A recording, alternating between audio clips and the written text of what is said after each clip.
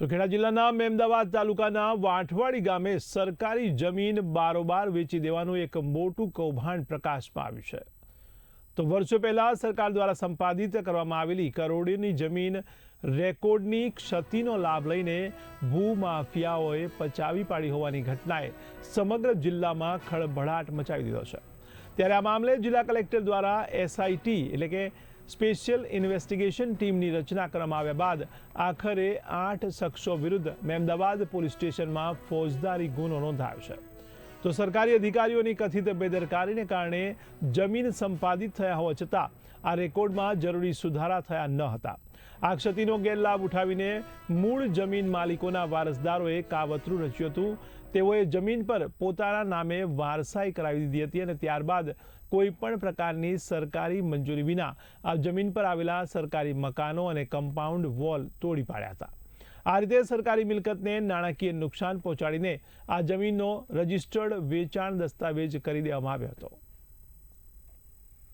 વાંઠવાડી ગામે બ્રિજના નીચે આ બાજુ જે જમીન આવેલી હતી એ અત્યારે સિંચાઈ વિભાગનું કહેવું એમ છે કે ભાઈ 1979 થી 80 દરમિયાનમાં આ સંપાદન કરવામાં આવેલી હતી જમીન, અને આ જમીન સિંચાઈ વિભાગને સોંપવામાં આવેલી હતી, જેની અંદર 10 ઓરડીઓ હતી।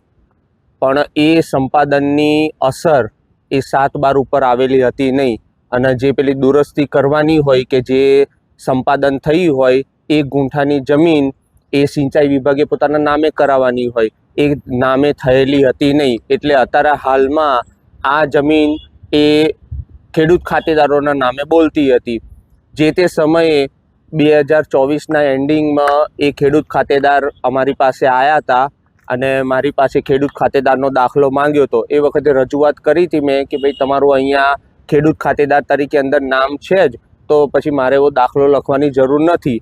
પરંતુ એ વખતે એ લોકોએ મારી પાસે બહુ વધારે આગ્રહ રાખ્યો કે તમે અંદર આ સાચું છે તેમ છતાંય તમે કેમ દાખલો નથી આપતા। પછી મેં આખરે એમને એ લખી આપ્યું કે ભાઈ આ સર્વે નંબરમાં આ વ્યક્તિ અંદર ખેડૂત ખાતેદાર છે। બસ એ દાખલાના આધારે પછી આ બાબતની નોંધ પડી, ઉપરલી કક્ષાએ આ જમીનમાં વારસાઈ થઈ। વારસાઈ થયા પછી એ વ્યક્તિએ અન્ય વ્યક્તિને વેચી નાખી। ગઈકાલ તારીખ 8/1/26ના રોજ સિંચાઈ વિભાગના કાર્યપાલક ઇજનેરશ્રીએ મેમદાવાદ પોલીસ સ્ટેશન અંદર BNS કલમ 318(2), 324(3), 324(5), 329(3), 61(2) એ મુજબનો ગુનો રજીસ્ટર કરાવેલ છે। જેમાં વાંઠવાડી ગામના કુલ 8 આરોપીઓ છે અને વાંઠવાડી ગામની બ્લોક નંબર 885 અને 836 નંબરની જમીન સંબંધે છે।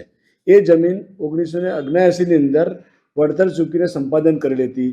એ જમીન સંપાદનની દુરસ્તી થયેલ ન હોય એ લોકોએ વારસાઈ કરાવી અને જમીન વેચી દીધી હતી અને બિનઅધિકૃત રીતે પ્રવેશ કરી જે મકાન બનાવેલા તે મકાનો તોડી નાખ્યા, સરકારી મિલકતને નુકસાન કર્યું અને રજિસ્ટર્ડ વેચાણ દસ્તાવેજ કરી અને આર્થિક લાભ મેળવેલ છે। એમાં કુલ આરોપીઓ 8 છે। ફુલાબેન બેચરભાઈ પરમાર, ભરતકુમાર બેચરભાઈ પરમાર, વિમળાબેન બેચરભાઈ પરમાર એક જ ફેમિલીના છે।